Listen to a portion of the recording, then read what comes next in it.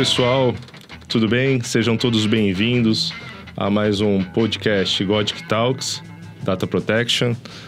Hoje a gente tem aqui uma convidada ilustre, Andréa Auger, minha amiga, colega, militante aqui na área de Direito Digital. Para quem não conhece, gente, a Andréa Auger, ela é especializada em crimes cibernéticos, com grande atuação nas redes sociais, uma defensora aí do direito da mulher, em reputação empresarial também atua fortemente nessa área. Andréa, um grande prazer, seja muito bem-vinda ao Gothic Talks. Muito obrigada pelo convite, é um grande prazer estar aqui.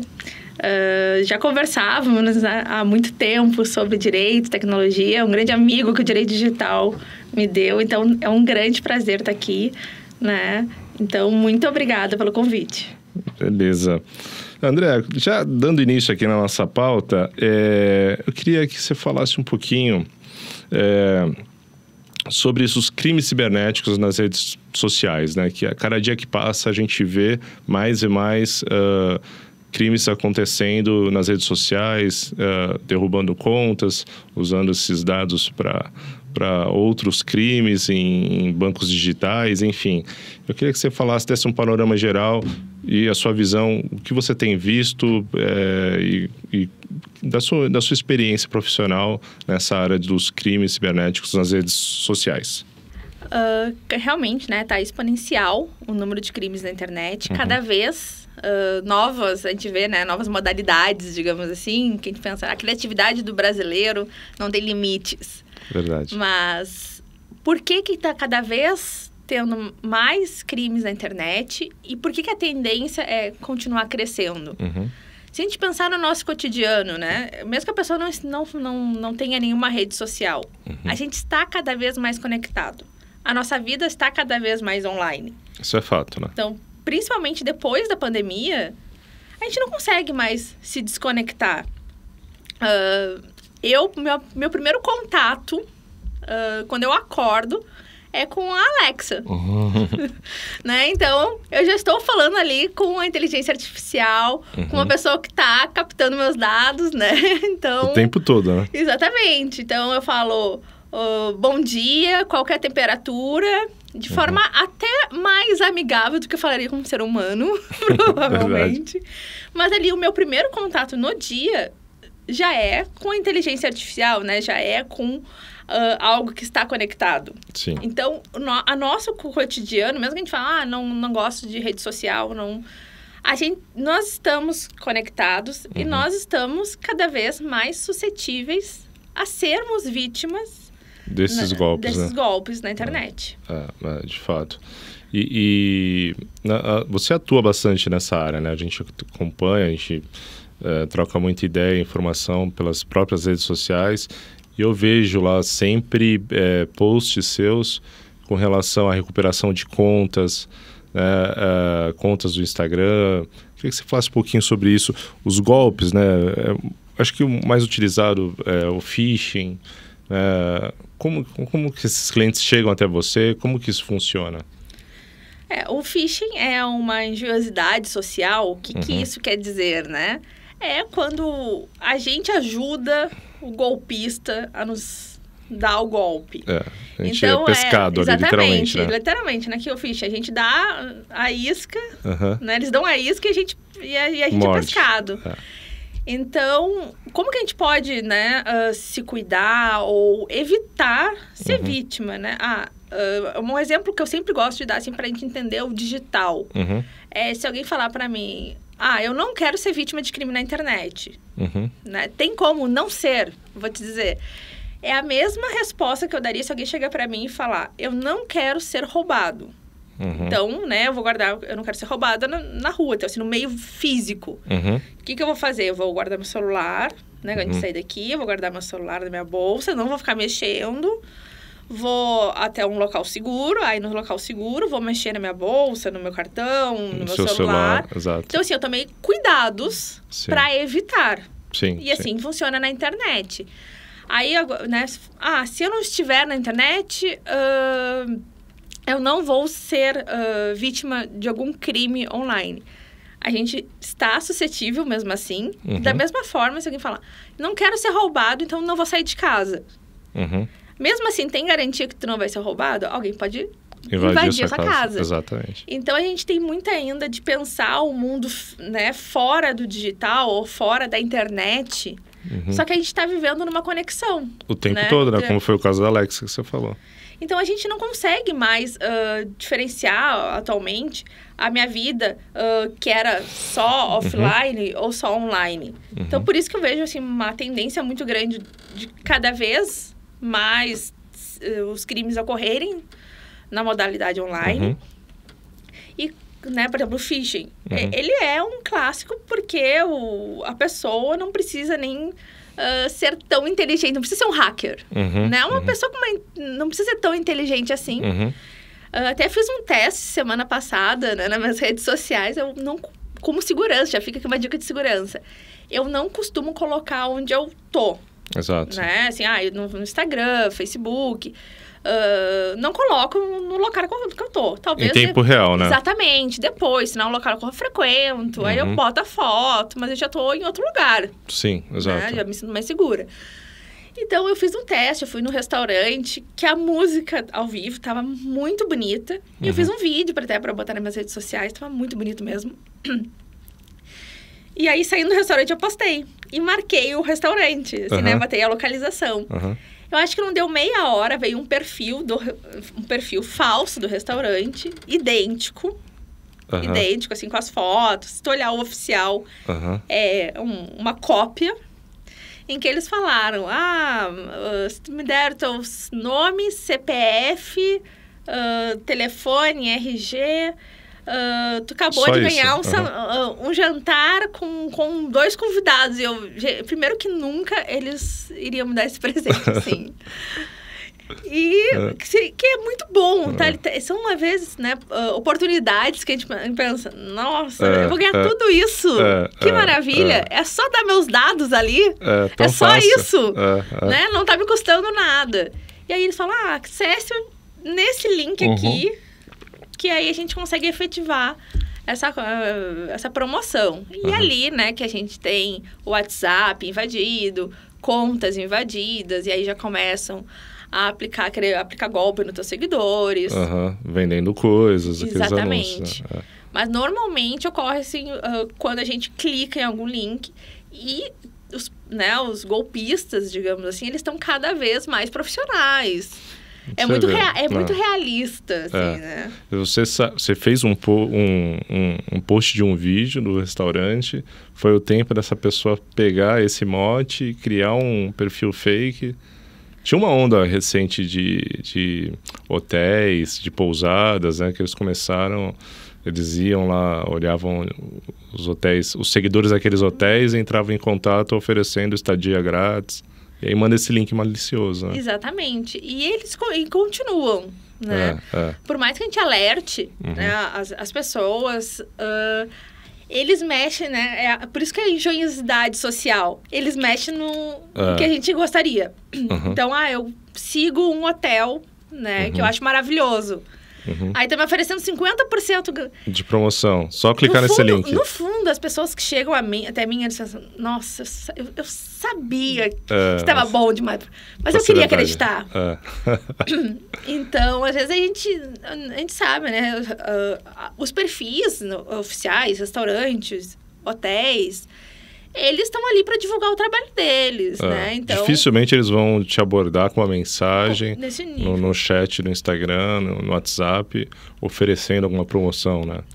Eles vão fazer no máximo um post falando, hoje vai ter o prato especial por valor X. Sim, né? Mas sim. Algo público, algo não pedindo para a pessoa informar os dados, informar... dados realmente pessoais e eles hackeando, né, entrando em contato, invadindo a nossa, por exemplo, minha página. E eu forneci para ele meu nome e meu CPF. Tem acesso às minhas fotos. Sim, tá feito aí, né? O que ele pode gerar, assim, só de ter uma conta invadida, ser uma conta profissional, isso só já é um dano muito grande para a vítima. Mas eles podem ir além. Então, é super importante a gente tomar cuidado no que a gente está expondo, né? E interagindo com pessoas que a gente não conhece. Mesmo que a gente tinha... Eu queria muito que aquilo fosse real, né? Eu queria muito que fosse verdade. Mas é aquela clássica, né? Nada vem de graça. Não tem almoço grátis. Ninguém quer nos dar nada de graça. Não, verdade. Acho que a principal dica aqui é sempre desconfie, né? Desconfie das promoções, dos preços super baixos, porque não existe, como você falou, não existe almoço grátis. Não existe. Nem hospedagem. É verdade. E também, né? Se você não conhece... aquele contato, aquele e-mail, já não clique em nada, né? Às vezes, pode ser uma pessoa se passando por outra, tenta dar um double check, né? Mandar um WhatsApp, fulano, é você que está vendendo esse iPhone aqui? Né? E a gente pensa que a gente nunca pode ser vítima também, claro, esses cuidados são... Mas ontem eu recebi um e-mail do Facebook Brasil, perfeita, a página era perfeita, era em inglês, um inglês que não vi nenhum erro ali, né? Muito bem feito, com as imagens, era muito bem feito. Aí primeira coisa que eu fui ver, quem que me mandou esse e-mail, né? O remetente. Falando que iam desativar minha conta e que se eu não concordasse, eu podia clicar no link ali, muito bem elaborado. Parecia ser fidedigno. Muito. Eu até, assim, né, por um momento, pensei, o que será que acontece? O que aconteceu com a minha conta? Aí eu vou só olhar o remetente. Aí tava ali, né, Facebook, @Outlook, ou Gmail. Você não é. Eles iriam, exatamente, era golpe. Claro, eu não cliquei, assim, então eu não posso garantir. Mas são realmente muito reais, né? E aí te leva na ansiedade também. A pessoa vê aquilo, fica assustada, clica e Então, sempre verifiquem e-mails. Verifique quem que realmente mandou, por mais real que pareça, desconfie. E às vezes eles trocam só uma letrinha ali, né? Porque o domínio já foi registrado, mas aí muda ali alguma letrinha só para conseguir ir num olhar mais desatento, rápido, né? Com ansiedade, a pessoa acaba clicando mesmo. Exatamente. Tá. Eu acho que aqui a gente já falou das principais dicas aí, né? E quando a pessoa perde a conta dela, né? Eu perdi minha conta no Instagram. O que eu tenho que fazer, além de consultar a doutora Andréa Auger? Então, tem formas de entrar em contato com o próprio suporte, né? Que aí o próprio aplicativo, seja Facebook, Instagram, TikTok, eles têm um suporte. São os canais oficiais para isso. São os canais oficiais. Muitas vezes resolve, né? Tu manda umas fotos, né? Eles conferem que tu é realmente eles pedem para criar um novo e-mail. Eles vão ali um passo a passo. O que acontece? Não são pessoas que estão ali para resolver. É forma automatizada. Então, tem vezes que a pessoa entra como se fosse num looping e não consegue reativar. Certo. E aí acaba se perdendo ali, né? Porque um menu atrás de menu e você não resolve isso. Aí ficam dias sem resolver. Aí o que eu oriento? Tem a opção extrajudicial, que é mandar para a equipe técnica do Facebook Brasil um pedido, né, para que, explicando o que aconteceu, mostrando as provas. Só que isso está demorado um tempo, né? Tem muita demanda. Então, eles não estão conseguindo dar resposta num tempo razoável para a pessoa que está tendo o nome, a imagem, lesado. Sim. Então, né, a forma que atualmente tem se resolvido é através de uma liminar, né, numa obrigação de fazer judicialmente. Certo. Porque aí o juiz já concede ali um prazo pré-determinado, 24 horas, 48. Normalmente. E eles têm, assim, né, sobre pena de multa. E quando entra, claro, o judicial, eles cumprem de forma rápida até. Sim. Né, quando é conta hackeada. Né? Então, eles verificam, tu cria um novo e-mail e aí, né, finalmente... Mas é um pouco absurdo, assim, na minha opinião, precisar ingressar judicialmente para resolver algo que está sendo comum. Então, era para se resolver administrativamente, até mesmo de forma automatizada, mas estamos falando de uma das maiores empresas do mundo. Sim, né, sim. De tecnologia. Fatura milhões, eles deveriam aí dispor esse serviço, né? Investir na segurança do usuário, que é um consumidor. Sim, sim. Então, eu acho que está faltando isso. Uma contrapartida. Exatamente, né? Porque a gente tá todo mundo super inseguro, né? Ao utilizar as redes sociais. Então, por mais que coloque identificação de 2 fatores, coloca algumas seguranças, né? Como eu falei, não vou sair na rua, vou pelo menos guardar o meu celular dentro da bolsa e não ficar mexendo. Isso, não vou ostentar. Exatamente. Nas redes sociais também tem que ter esse cuidado. Exatamente, né? Reduzir. E deveria partir também das próprias plataformas oferecer né, mais ferramentas do que não ingressar judicialmente para os usuários. Ou talvez até eles atuarem de uma forma mais proativa, né, com campanhas educacionais, né? Exatamente. Né, de você ter aí uma dupla verificação, enfim, falar dessa importância mais, né? Exatamente, da pessoa entender também, até essa nossa conversa aqui, o quanto que a gente já deu de dicas, digamos assim, que eles eram para estar fornecendo de forma, né, para os usuários saberem qual que seria a navegação mais segura ali dentro da rede social, quais os riscos que elas estão correndo ali, né, ao fornecer um dado, ou entrar num link.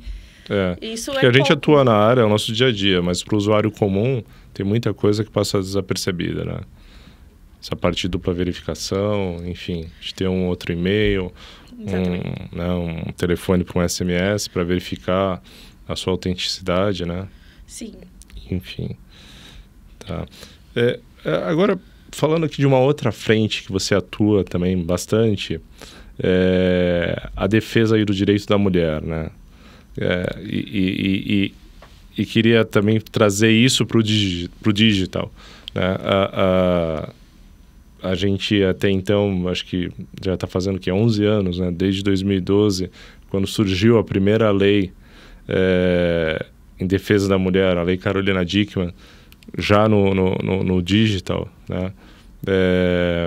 Queria que você falasse um pouquinho mais sobre isso, né? Sobre essa importância, né, da sua defesa com relação a violências, né? E aí a gente fala de um monte de coisa, porn range, tem uma série aí de stalkings, né? Tem uma série de ocorrências no mundo digital que as mulheres são vítimas, né?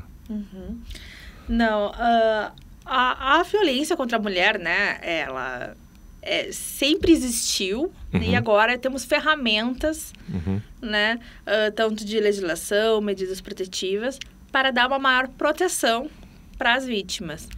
A minha atuação com violência contra a mulher, até 2019, né, que foi quando começou a pandemia, era basicamente medida protetiva contra o homem, né, o ex, que estava agredindo fisicamente. Sim, então, antes da pandemia, claro que existia, né, os crimes online contra a mulher. Perfeito. Mas foi de novo, assim, teve um boom na pandemia. Então, também teve um boom na violência física, né, porque tu estava tendo que estar em isolamento. Junto com o agressor, Junto com o agressor. Então, teve também um aumento da violência física, mas também a gente teve um aumento, no geral, né, de crimes na internet, mas de violência contra a mulher, principalmente na pandemia. Andréa, então eu queria que você falasse um pouquinho mais pra gente sobre esses crimes de violência contra a mulher, que até então sempre aconteceram no mundo físico, mas você estava falando da pós-pandemia, né, que isso intensificou muito também no mundo digital. Quais são esses tipos, né? O que acontece que a mulher é violência o tempo todo nas redes sociais? Você podia falar um pouquinho para a gente, por favor? Nós temos, né, o vazamento de imagens e pornografia de vingança, que isso cada vez mais vítimas, né, principalmente de ex-parceiros. Então, sempre falam, se tu não quer ter uma imagem íntima vazada, basta não tirar as fotos e não encaminhar. Eu acho que bem problemático, né, dar esse tipo de dica, porque não se fala a mesma coisa se a vítima é um homem, né? É verdade. Então, assim, as consequências do vazamento de imagens, claro que o homem vai se chatear, mas ele não vai perder o emprego, ele não vai precisar sair da igreja, ele não vai ser expulso de casa. E muitas vezes, muitas mulheres, né, elas tiram o dano é maior, vida, né? Elas tiram a própria vida quando são vítimas. E são dados, assim, que assustam, né? Quando a mulher ela é vítima. Porque ela... não só a sociedade, mas principalmente as pessoas próximas a abandonam. Então, se tu frequenta uma igreja, todas as pessoas ali da igreja vão começar a te rejeitar, a própria família. E as consequências de quando esse crime acontece com o homem, por exemplo, que ele pode ser vítima também... As consequências, o grande questão de... O impacto, né? Exatamente. É claro que ele vai ficar chateado no dia, mas ele vai continuar trabalhando, vai continuar frequentando os lugares, né? Os amigos, às vezes, vão até fazer ou uma piadinha, ou outra. Mas, assim, a leveza que se torna esse assunto é muito diferente. E muitas pessoas são vítimas, né? Homens, mulheres. Mas as consequências da vítima mulher, até mesmo de... se expor numa delegacia, desejar ir adiante, às vezes ela só quer a remoção. Que depois a gente pode falar um pouquinho de como que funcionaria, né? Sim. Muitas vezes elas só querem a remoção do conteúdo, não quer seguir de forma processual, criminal. Temos também, né, a extorsão. Mediante extorsão, né? A pessoa tira fotos e ameaça. E às vezes as pessoas, né, o que é conhecido, digamos assim, como sextorção, né? Que é uma extorsão, seria uma modalidade do crime de extorsão. Certo. Muitas vezes com essa conotação sexual, né? De imagens, enfim. Isso, eles, né? A pessoa às vezes nem tem nenhuma relação contigo, né? Então, por que se coloca, né, no webcam aquela fotinho? Sim. Porque às vezes podem invadir o teu dispositivo, podem invadir o computador. E você está sendo filmado e nem percebe, né? Exatamente. E ter acesso às tuas imagens. A sua intimidade, né? Que coisa, né? E aí fica pedindo um valor em dinheiro para que isso não vaze. Entendi. Que foi o que aconteceu com a Carolina Dickmann, né? Que aí surgiu a lei Carolina Dickmann. Mas muitas vezes, né, é um fato que talvez seja interessante desse tipo de crime, é que muitas vezes a pessoa que, né, que está extorquindo sequer tem acesso às imagens. Então, ele fala, né, mas exatamente. Porque a maioria das pessoas, elas têm algum, né, se tu vai olhar no celular das pessoas, vai ter algo comprometido, né, com o namorado, ou baixou um aplicativo, né, para trocar mensagens. Enfim, hoje isso já é algo habitual que as pessoas, que a gente sabe que as pessoas fazem. Então, eu vou dizer para a pessoa que, eu consegui acessar o teu computador e eu tô com tantas imagens. Me paga a quantia. Sim. E aí as pessoas pagam. E muitas vezes sequer a outra pessoa tem acesso a essas imagens.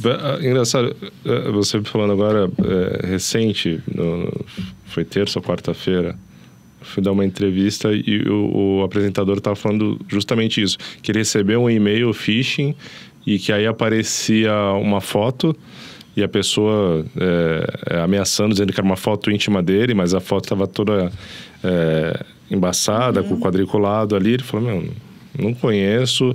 E aí pedindo uma extorsão ali, né? Pedindo um valor em Bitcoin para não divulgar essas imagens. Um ponto super interessante que tu falou agora é a forma que eles pedem a quantia de dinheiro. Normalmente é em Bitcoin.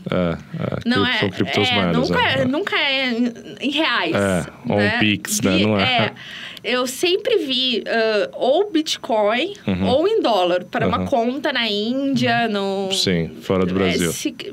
Né, até pela linguagem ali, tu vê que usaram uma forma de se comunicar que não é a língua deles, né? Eles usaram ou um translator, enfim, algum tradutor de língua. Muitas vezes as pessoas, né, que tentam invadir, falam que invadiram, sequer são brasileiras. Sim.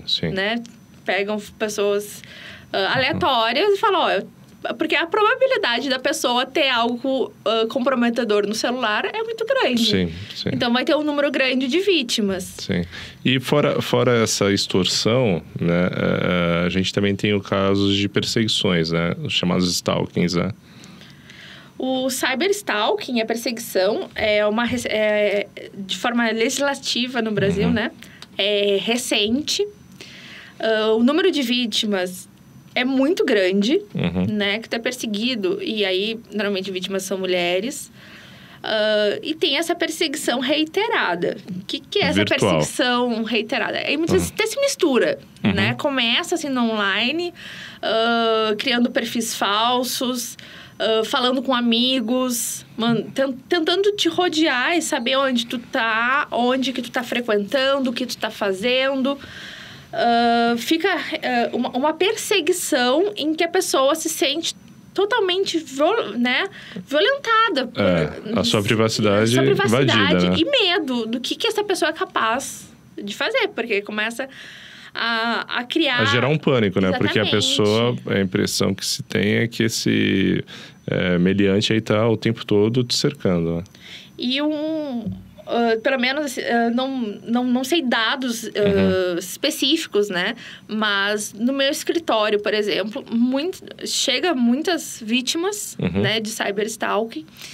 E eu tenho visto, assim, uma problemática da aplicação, né, da lei em relação ao que é o reiterado. Porque se tu pegar isoladamente, né, uma conduta isolada, uma pessoa te mandar flores na tua casa, ou adicionar um amigo teu, se tu pega esse fato isolado sim. Não é nada demais. Certo, né? certo. Mas aí tu começa a pegar tudo que tá invadindo a privacidade da pessoa. São várias ações coordenadas, né?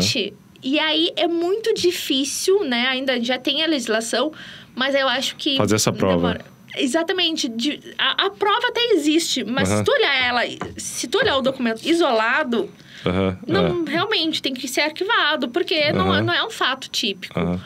Mas o grande problema é, né, que como é uma legislação recente, de analisarem o contexto todo, o quanto está sendo realmente lesada aquela vítima e o quanto isso é agressivo.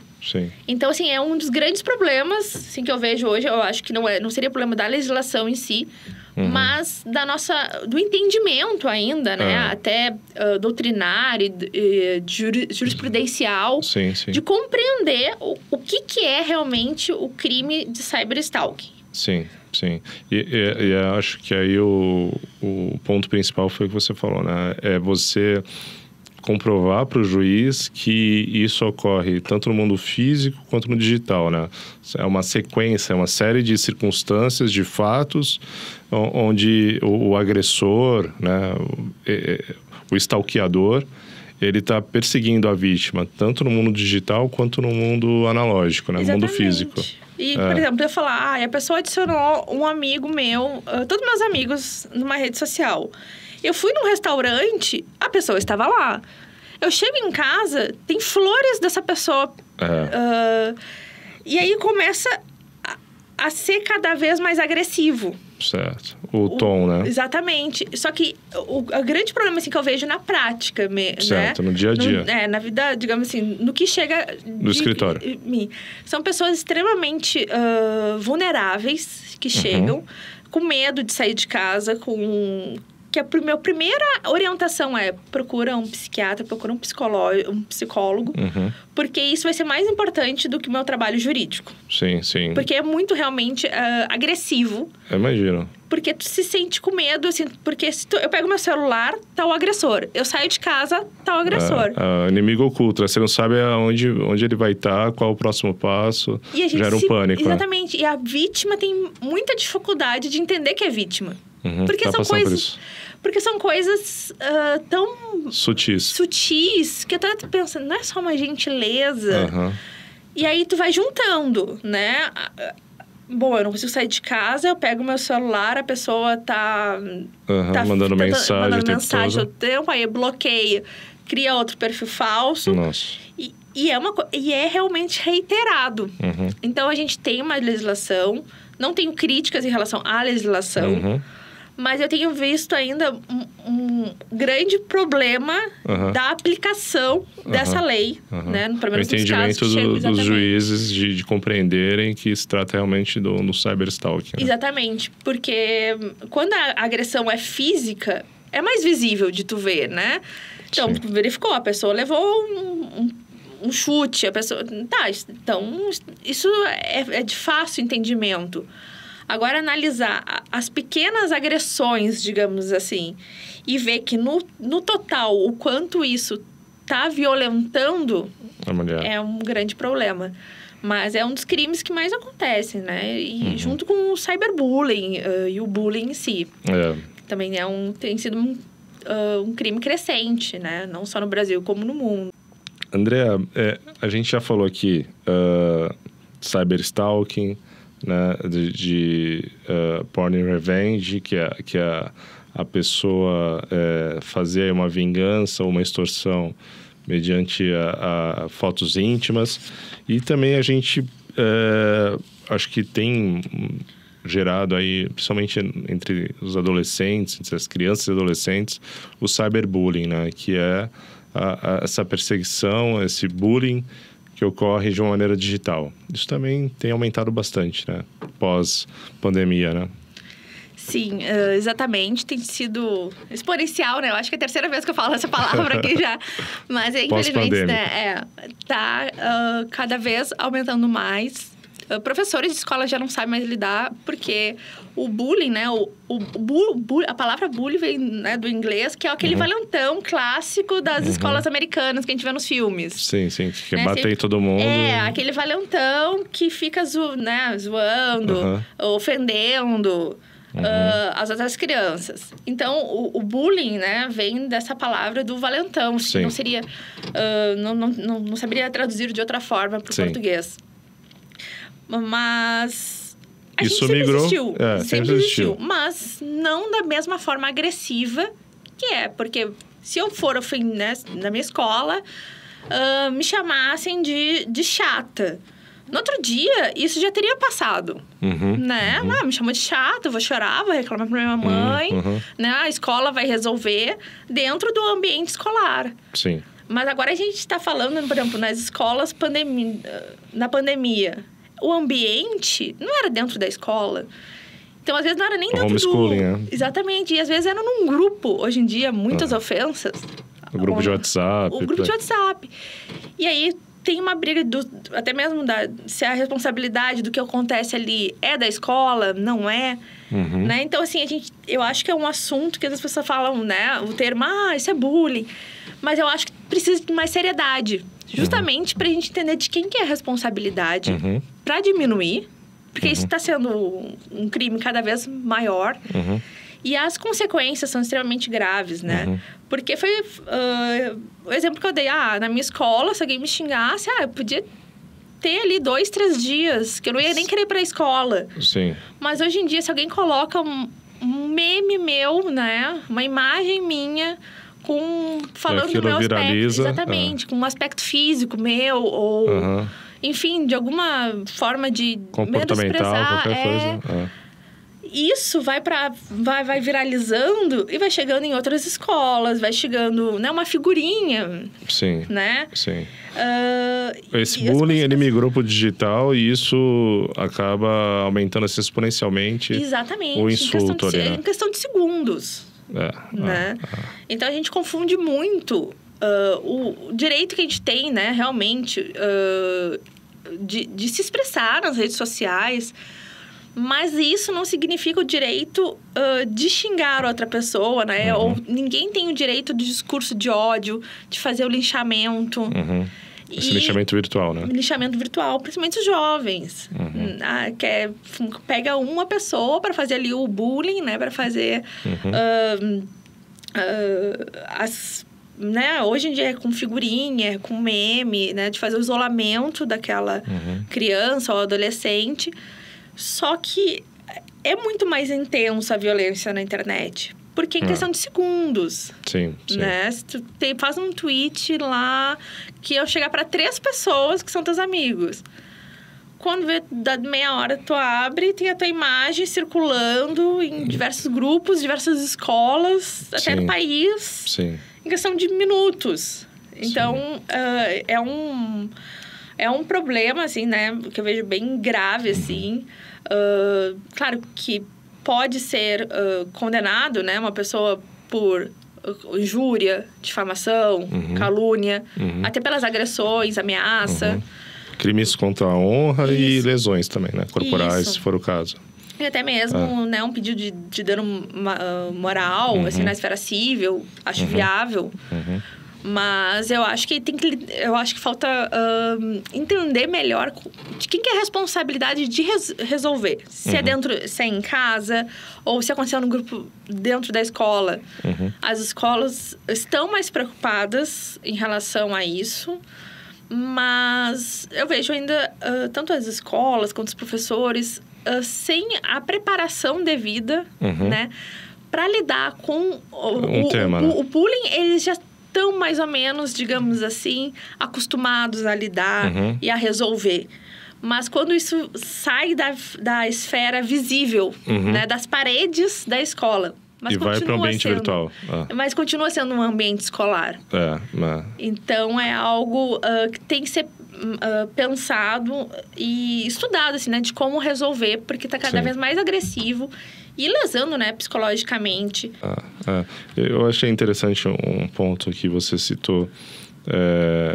E aí envolve tudo, né? Quando a gente fala desde o cyberbullying, quando a gente fala desses outros crimes virtuais contra a mulher, que são duas frentes, né? Quando essa vítima passa por esse tipo de situação, são duas frentes. Uma de tentar remediar e entender o que está acontecendo.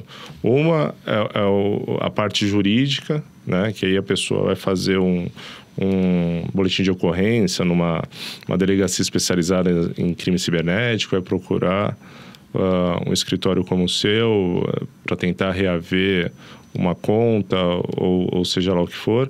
E outro também é a frente psicológica, né? Da pessoa procurar essa ajuda, porque às vezes ela nem entende o que está acontecendo, mas aquilo está causando um dano grande ali, né, para o dia a dia dela, e tanto no ambiente escolar, falando de criança e adolescente, quanto no público feminino mesmo, né? São duas frentes que ela tem que ficar atenta aí, né?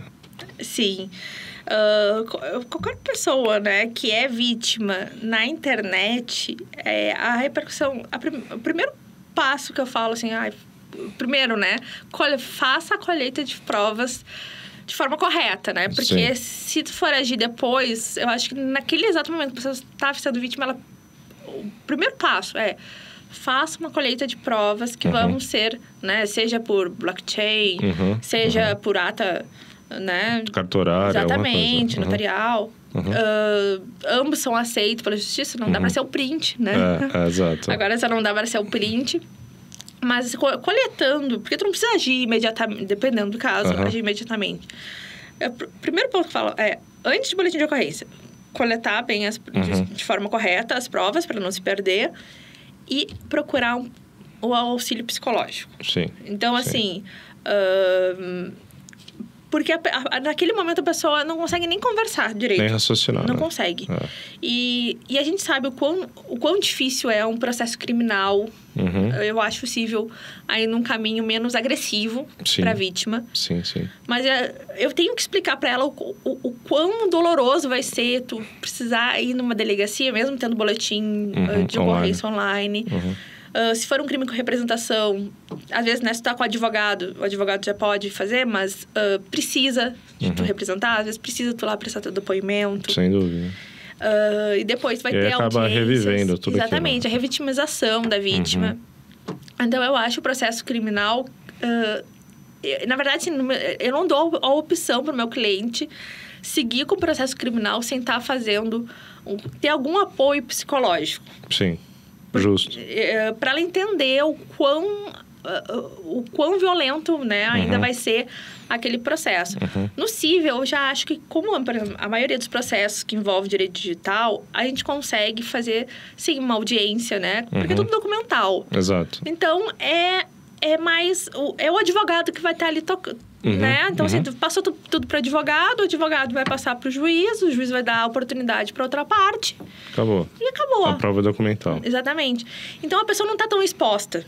Então, até eu prefiro, né, seguir o caminho. Claro que eu digo o caminho para os clientes, mas o criminal, até por umas experiências que eu passei, assim, né, de ver a pessoa... naquele primeiro momento, falando, não, eu quero denunciar, eu vou denunciar, não quero amanhã. E aí, a gente não tem controle nenhum sobre as... Né, a gente ajuda a produzir provas, mas, por exemplo, se a vítima é mulher, o representante é o Ministério Público.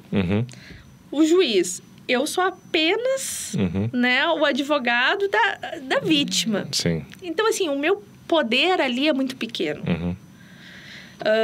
Então, esse apoio de alguém fazendo psicológico, fazendo esse trabalho, né? Até para a pessoa conseguir seguir a vida. Sim. Porque quando a gente é vítima de um vazamento de imagens, quando a gente é vítima de perseguição, bullying, é muito difícil o depois. Sim, né? sim. Mesmo a pessoa foi condenada, conseguiu denunciar, mesmo que a parte, digamos assim, do mundo jurídico tenha dado uma resposta, tu precisa seguir a tua vida. E isso eu acho fundamental num trabalho... Ter esse apoio psicológico. Terapia, exatamente. Um psicólogo, um psiquiatra, enfim, qualquer profissional que ajude nessa parte de saúde mental. A gente, nos últimos anos, com a chegada da Lei Geral de Proteção de Dados, a gente está passando, e eu queria ouvir sua opinião sobre isso, sobre essa mudança de cultura, né? Lógico que ainda falta muito, né? Mas é importante... nós que atuamos na área do direito digital, que atuamos na área de proteção de dados, a gente difundir cada vez mais essa cultura da proteção e essa mudança, tem que mudar aí uma chavinha para todos nós, enquanto titulares de dados, né, da autodeterminação, do nosso consentimento, né, de nós termos cada vez mais a consciência de que nós somos os donos dos dados, né? E que eu não posso permitir que outras pessoas, que terceiras empresas, usem os meus dados pessoais de uma forma que eu desconheça e compartilhe com outras empresas que eu não dei o consentimento, né? Como você vê esse momento que a gente está agora? Queria que você falasse um pouquinho da sua visão sobre isso. Quando eu me mudei para a Alemanha, foi um choque para mim, porque eu fui antes da pandemia, foi mais ou menos 2017. A gente não falava sobre proteção de dados aqui. Estava incipiente, né? Começando e ainda é muito nichado no meio jurídico. Exatamente. Né? E assim, eu fazia mestrado em compliance, né? Então, assim, eu já era, né, para estar mais... voltada para isso. Exatamente, com um olhar para a proteção de dados. E confesso que eu não sabia o valor do meu dado, né? O quanto que meus dados têm um valor. E o quanto isso é importante. E isso eu tô falando é muito recente, né? 2017. Quando eu me mudei para a Alemanha, eu vi uma diferença de conscientização já da população, né? E o quanto isso já é natural para eles. Eu ia no médico, ele sabia pouquíssimo, ele sabia só as informações e dados necessários. Sim, estritamente necessário para aquela finalidade, né? Na recepção, era nem meu número de passaporte pediam, né? Que era o documento, ou o meu número de registro, né? Da cidade que eu morava. Que isso era um número... esse número, sim, não era um dado sensível meu. Sim. Mas era uma forma do governo me identificar, das pessoas me identificarem lá como estrangeira, mas residente em tal cidade. Assim, era uma forma de controle. Mas os meus dados não estavam ali de forma visível, né? E qualquer pessoa tivesse acesso. Então, assim, eu fui realmente ter esse olhar de proteção de dados quando eu comecei a trabalhar com proteção de dados lá. E eu confesso que era muito fácil. Porque já existia a cultura. Perfeito. Então, confesso, era fácil. Minha dificuldade era entender o código, porque tem um código de compliance alemão. Então, às vezes, eu tinha um problema de compreender ali algum termo específico no alemão. Mas com o projeto, com o mapeamento, era muito tranquilo.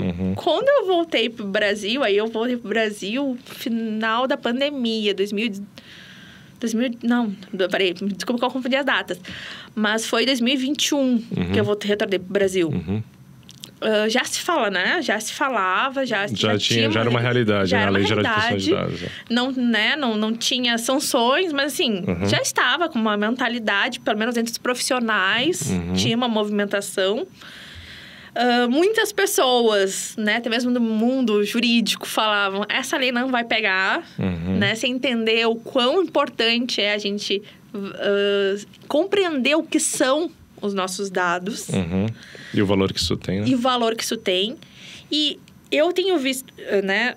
Eu retornei para o Brasil em 2021 e me assustei com o que eu vi, principalmente no mundo jurídico. E eu acho que em 2021 para cá, é pouco tempo, mas eu já vi uma certa evolução. Sim.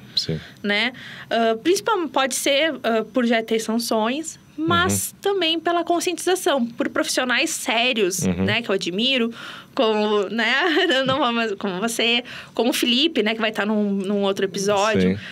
O Brasil tem excelentes profissionais de proteção de dados que estão ajudando nessa conscientização, que é a única forma de a gente entender, né, realmente o valor que tem. Por exemplo, eu gosto de ter uma experiência personalizada no meu celular. Perfeito. Eu quero isso. Eu não quero abrir lá... Eu não sei se eu posso falar marcas, mas o site lá que a gente compra tudo, sabe? Eu quero abrir lá e eu não quero que apareça coisas que não são do seu interesse. Exatamente. Um negócio para parafusar. Eu vou pagar para alguém fazer esse serviço para mim, mas eu não vou lá comprar. Furadeira não está no seu interesse. Exatamente. Então, a gente não... Né, muita gente fala, conscientização, tu tá... que a gente é contra, né, a utilização dos nossos dados. Não, pelo contrário. Eu adoro ter uma experiência personalizada no meu celular. Às vezes, compro umas coisas que não precisava por essa experiência. Mas nos ajuda, né? Então, assim, tudo que é... né, que vão coletar os dados, informações... de uma forma transparente e ética, ok, né? Esse é o nosso papel na conscientização. Sim. De conscientizar que nem tem informações que não precisam, né? Por aquele objetivo. Exato. E que tá tudo bem a colheita sendo de forma transparente, sendo de acordo com a legislação, que é uma legislação que eu acho que muito bem feita, né? Que foi até... muito parecida com a legislação da União Europeia. E que realmente modificou a forma que eles visualizam, né, os dados e compreendem o valor desses nossos dados. Então, eu acho que a gente já está caminhando para essa conscientização. Falta muito, né? Porque a gente vê que o quanto a gente fornece. Vamos marcar um horário no médico, pedem tudo. Estado civil, coisas que tem que estar no prontuário. Para onde vai aquele prontuário? Então, assim, temos muito o que ser feito, né? A evoluir ainda. A evoluir.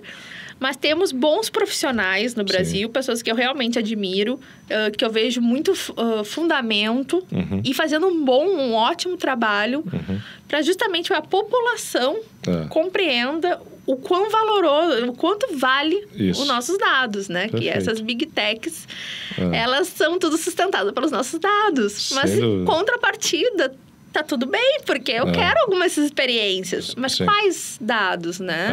As pessoas tinham um pânico, né, achando que não poderiam mais trabalhar com os dados. Né? Essa lei vai proibir, principalmente vários empresários que eu conversei, eu não vou poder mais trabalhar com dados. Não é isso. Muito pelo contrário, você vai poder trabalhar de uma forma ética, né, e correta para atender a finalidade. A lei ela veio para coibir o abuso, né? Coibiu o abuso porque até então não tinha... Como a gente não tinha essa cultura, né? Ao contrário da Europa, que já tem isso lá desde 95, a diretriz, né, europeia sobre proteção de dados, isso e fora as outras aí, né, anteriores. Então já tinha essa cultura. O Brasil era tudo muito novo. Então ficou essa no início, né, acho que agora já caiu por terra isso, essa falsa impressão que as empresas não poderiam mais trabalhar com os dados, quando na verdade elas podem e devem trabalhar de uma forma ética, né? E sempre dando aí pedindo consentimento para atender aquela finalidade, coletando o mínimo necessário, né? Enfim, e do lado nosso aqui, enquanto titular de dados, isso a gente tira muitas vantagens, né? Como você mesmo falou, a partir do momento que eu já entro ali numa determinada site de alguma empresa onde eu estou acostumado a comprar, eu já tenho uma experiência personalizada e isso facilita bastante, né? E um cuidado, assim, por exemplo, teve uma grande marca de cosméticos mundial que teve um vazamento. Isso eu acho que até foi pouco noticiado, né? Seja coincidência ou não. É uma das, talvez uma das maiores empresas de maquiagens e cosméticos do mundo. Ela teve um vazamento de imagens. Desculpa, de dados. Exato. E nos dados que estavam ali, estava o nome, CPF, e-mail, RG, sexo, o que totalmente... Bom, talvez para experiência... Mas, assim, muitos dados ali sequer eram necessários para digamos assim, para a empresa. Né? E as compras que já foram feitas. Todo histórico. Então, assim, esse vazamento... E eles não deram mais nenhum tipo... Eles simplesmente colocaram no site... sem publicidade alguma sobre isso, pedindo para que as pessoas cuidassem um possível phishing, né? Porque os e-mails foram vazados, bem como a experiência do usuário. Então, né, com esse vazamento, além de todos esses meus dados, né, o que pode ser feito com isso... Eles sabem, né, também o que eu comprei, o que eu pesquisei. Exato. O que eu tenho interesse. Então, quando a gente fala... Eu quero, né, que um site, de forma segura, me ofereça os produtos que eu preciso, ou que eu tenho interesse de ver, ou um algoritmo que me entregue... Eu tô de folga, tô querendo ver vídeo engraçado. Eu quero que entregue isso, não um tragédia. Eu quero essa experiência de usuário. Mas eu também quero que da outra parte... Tem a responsabilidade. Com meus dados, né? Exato. É extremamente grave isso que aconteceu nessa empresa e muito pouco divulgado. Sim. E foi um vazamento mundial. Exato. Acho que aos poucos a gente vem avançando, a NPD tem feito um trabalho sério, né? E muito se falou, até comentei isso com o Felipe da outra vez, nossa, demorou 3 anos para sair a primeira multa. Mas, gente, começou do zero. A NPD surgiu com a lei. Diferente da Europa, quando saiu a GDPR, em 6 meses o Google recebeu a primeira multa. Lá já tinha essa cultura, aqui não tinha. Então, enfim, eu acho que dentro do possível, a NPD tem feito um bom trabalho e a expectativa é que isso, cada vez mais, com profissionais também como você e profissionais sérios, né, que ajudam na divulgação da proteção de dados, da importância, do valor que os dados têm, para ter essa mudança de cultura, né, no nosso país. André, a gente vai terminando por aqui. Agradeço muito a sua vinda aqui no nosso podcast. Muito obrigado. Queria que você deixasse aqui os seus contatos, como que as pessoas te encontram nas redes sociais, por favor. Muito obrigada pelo convite, foi ótimo estar aqui. Se deixar, eu fico aqui mais 5 horas falando, porque é um assunto que eu sou apaixonada mesmo. Então, assim, de verdade, muito obrigada pelo convite. Imagina. Foi ótimo vir. A minha rede social no Instagram é a André Alger. Twitter eu não uso, não é mais, nem mais Twitter, é X. Exato. E eu acho que de rede social só tem o TikTok também, que é a André Alger também. Mas a rede social que eu mais utilizo, né, para passar informações, para postar, né, sobre o mundo do direito digital, é o Instagram. Perfeito. Então, podem me procurar por lá, podem mandar mensagem, dúvidas. Fico à total disposição. Maravilha, maravilha. Então é isso, gente. Muito obrigado pela atenção de vocês, por estarem com a gente até agora. Se tiverem algumas dúvidas, sugestões aí para os próximos podcasts, por favor, mandem para a gente. E um abraço, a gente se vê no próximo episódio. Valeu!